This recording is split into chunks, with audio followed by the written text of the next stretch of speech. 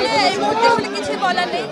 আপনাদের ভালোবাসা যেভাবে আমি কালকে থেকে যেভাবে আপনারা ভালোবাসা জানান দিয়েছেন আমাকে, এই ভালোবাসার প্রতি আমি আসলে সারা জীবন কৃতজ্ঞ থাকলাম। মানে আমি ব্লেসড আসলে এত ভালোবাসা যে আমি পেয়েছি। কিন্তু আমি একটা জিনিস বলতে চাই যে আমি আইনের উপরে শ্রদ্ধাশীল। আমার এই বিশ্বাসটা আমি আসলে একদম শেষ অবধি রাখতে চাই। আমি বিশ্বাস করি আমি আসলে ন্যায় বিচার পাবো, আর আপনারা আমার সাথে থাকবেন। এই ভালোবাসা নিয়েই আসলে আমি জিততে চাই ইনশাল্লাহ।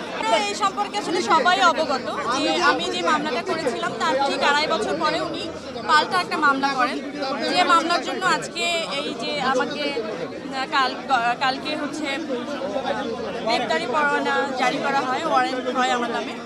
এবং আমার খুব বিশ্বাস ছিল যে আমি আজকে আসবো। আপনারা যেভাবে সবাই আসলে আমাকে সাহসটা জুগিয়েছেন যে আজকে জামিন নিতে আসবো এবং আমি জামিন পেয়ে যাব, আপনাদের এত ভালোবাসা নিয়ে আসলে আমি বাড়ি ফিরছি।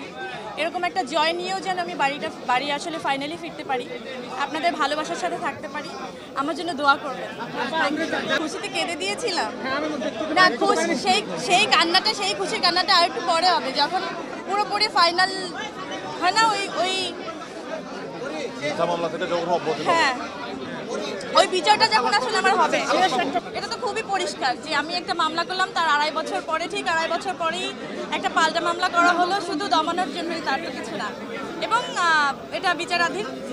আমার বিশ্বাস যে আমি সঠিক বিচার পাবো, আমি ন্যায় বিচার পাবো। কিন্তু দাঁড়ে দাঁড়ে ঘুরেই আপনারা সবাই জানেন 4টা বছর আগের ঘটনা।